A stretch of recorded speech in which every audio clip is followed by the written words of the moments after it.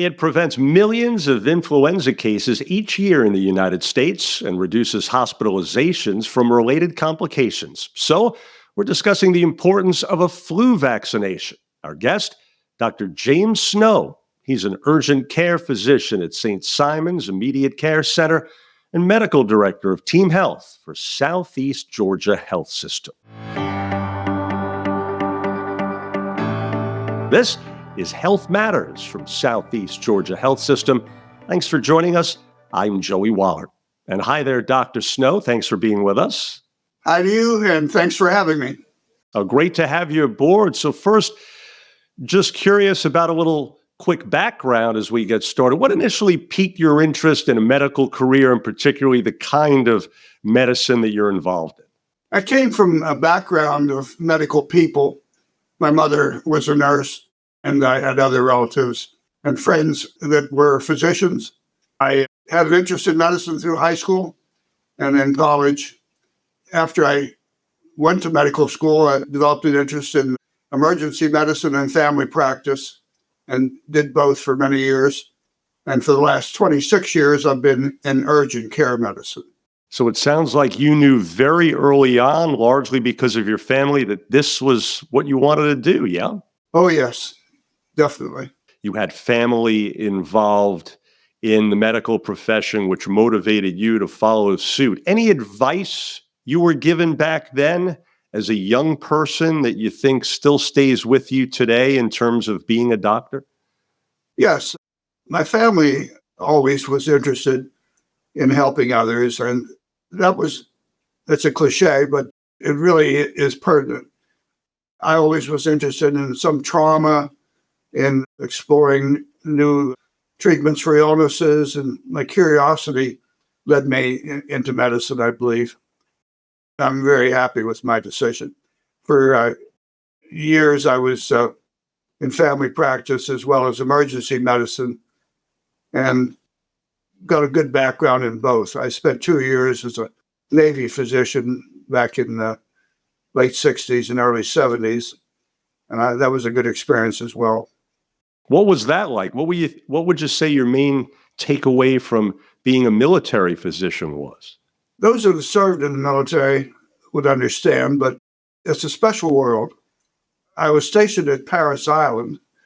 I was a Navy physician attached to the Marine Corps and was there from 1969 to 1971, just about the height of the Vietnam War.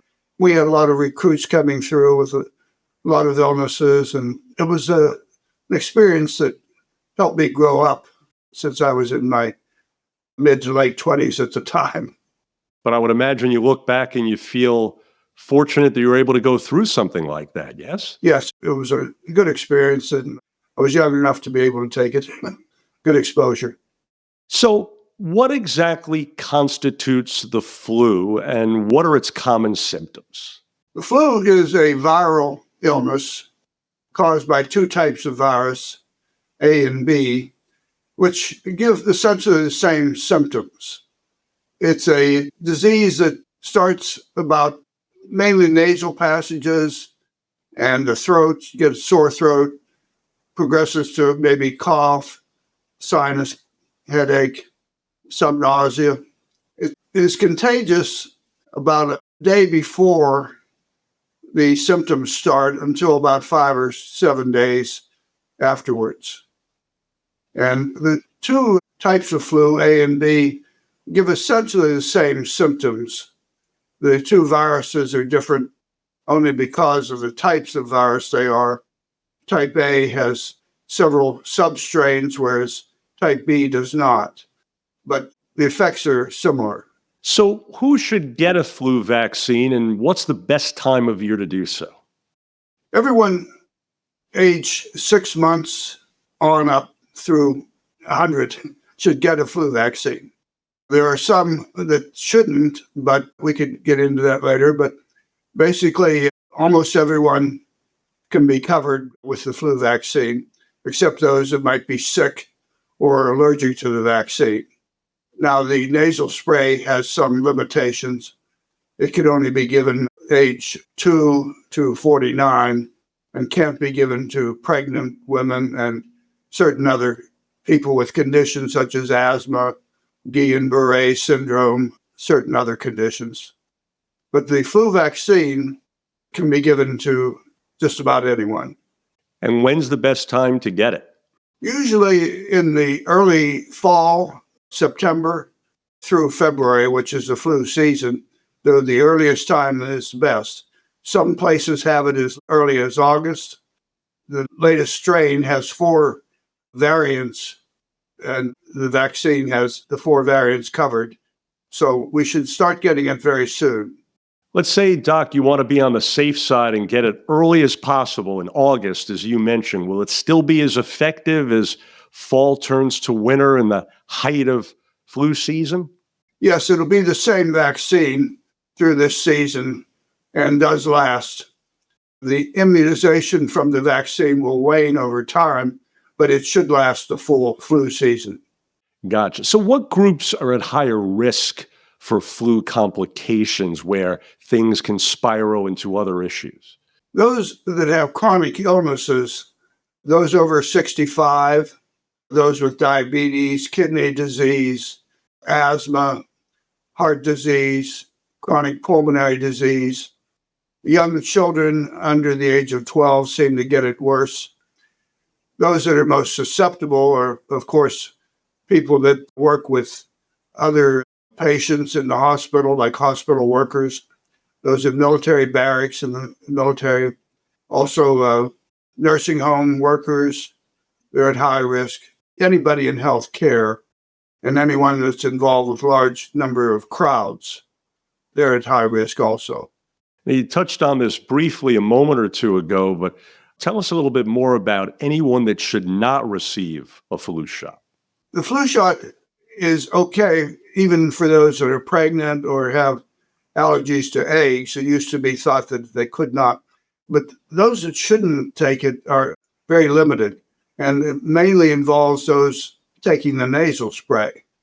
And that shouldn't be given to pregnant people or breastfeeding people, people that have chronic illnesses, and anyone under the age of 2. But basically, the flu shot can be given to anyone except those that are allergic to the shot or are sick at the time that the shot would be given. Now, you mentioned the nasal spray. When is that used as opposed to an injection? Some people prefer it, and it might be easier to use in children. That some people are definitely afraid of needles.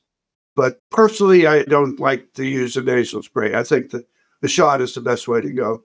Absolutely. So, what are the flu vaccine side effects? The side effects of the vaccine, mostly the soreness around the injection site. There may be some swelling, some redness around the shot, soreness around the area that the shot is given. It might get a little headache, sometimes a little muscle cramping, basically like a small degree of a cold, but not actually the flu itself. Usually the soreness can be treated with ice packs and ibuprofen or Tylenol. And speaking of which, you led me perfectly into my next question because there are vaccine myths out there, as you well know, including some thinking that the flu vaccine will actually give them the flu, but you say no, correct? That's not possible. People think that because they get a little reaction to, people tell me that, oh, I got the shot, then I got the flu. Well, first of all, the shot takes about 2 weeks to become effective. You need to have 2 weeks before you are immune. But if they have symptoms after that time or right after the shot, it's usually just a mild sensitivity reaction to the shot, not the flu itself. Any other misconceptions out there about the flu that you need to correct people on a regular basis from your experience? The main thing is it will not give you the flu, and you need to wait 2 weeks before you're fully immunized. The best thing to do is to tell them that expect to get good immunization, and if you do get the flu, your symptoms will be very minimal compared to not having the flu shot. But the concern is if you don't get it, you could develop complications, especially in those that are elderly or more susceptible. We have a high dose vaccine for those over 65, and it's much more effective. Interesting. So if you're an older patient, you can actually get a stronger version of the vaccine. Yes, they have the flu HD shot, which we recommend for those over 65. Gotcha. Now, one thing you mentioned there that I just want to confirm, people I'm sure wonder oftentimes, does the vaccine provide 100% protection? And you say maybe not exactly, but of course it's still the way to go, right? Yes, well, nothing is 100%. The COVID vaccine, the flu vaccine, any vaccine, not 100%, but it's close enough. Right. It's as close as we can get at this point in time, right? How about something you touched on earlier, doctor, was that it's also fine to get the flu vaccine if you're pregnant. What about mothers that are breastfeeding? Yes, they can take the flu shot. In fact, it's recommended. It's recommended. Okay. Yeah. So why do people need to get the flu vaccine on a yearly basis? The vaccine is developed according to the strains that are out there, and they change every year. So they formulate the vaccine according to what develops. The flu A especially has variants that change every year, and the strains are formulated into the shot to cover what's going around each year. So it changes, and it only lasts for about a year anyway, so it's necessary to get it each year. Speaking of strains and changes in the vaccine on a yearly basis, how about with all we've all been through concerning COVID? Have these flu vaccines changed in any way that you can point to since we've gone through the pandemic? Not that I'm aware of. They're entirely different viruses. I'm not aware of any changes that the flu vaccine has undergone because of COVID. There may be some information on that, but I'm not aware of it. Gotcha. Is getting the flu vaccine a mandatory requirement at the health system?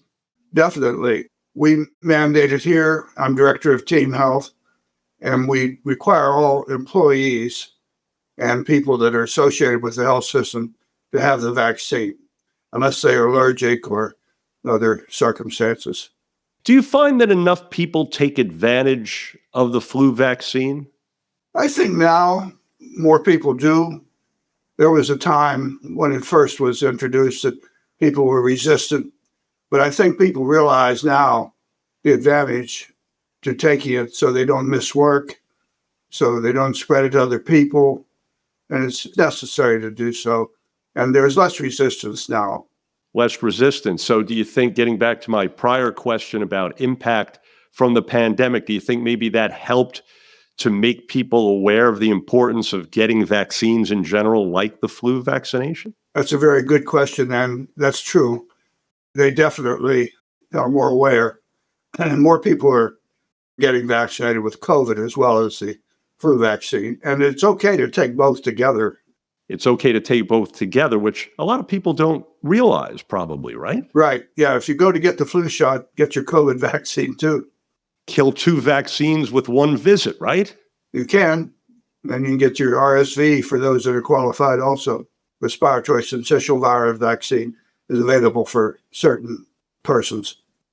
And that can be taken at the same time as well? I'm not sure that you should take all three at the same time, but Okay. you can take the RSV and flu shot together. I personally have done that. So people get to see you at least on two occasions then to take care of their shots. Yes.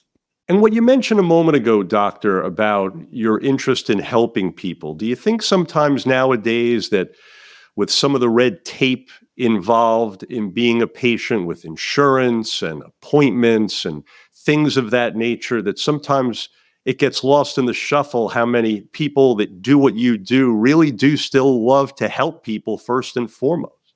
Certainly. That's one of the reasons why I like urgent care. Every day I have people come in and see me. I can't get into my doctor. Next appointment is 2 months away. I'm sick. And urgent care has really taken off in the last few years. and fill the niche that is necessary to cover people that have acute illnesses that no longer can see their local family doctor. Finally, doctor, in summary here, how rewarding is it for you and yours to serve the community as you do? I think every day that I go to work, I see something different and new, and it keeps me stimulated and interested. It's not a mundane situation. I have challenges. I meet people, some are friendly, some are not, and I understand that when they're sick. Other practices may be a little different, but it's a challenge, and it's stimulating and very rewarding, I believe, at least for me personally. Well, it certainly sounds like it. Folks, we trust you're now more familiar with flu vaccines. Dr. James Snow, valuable information indeed, and certainly an interesting background to say the least. A pleasure. Thanks so much again. Thank you very much, and thank you for having me. Absolutely. And flu vaccines are available at all Southeast Georgia Physician Associates primary care locations. You can schedule your appointment online at sghs.org/schedule. If you found this podcast helpful, please share it on your social media. I'm Joey Waller. Thanks again for being part of Health Matters from Southeast Georgia Health System.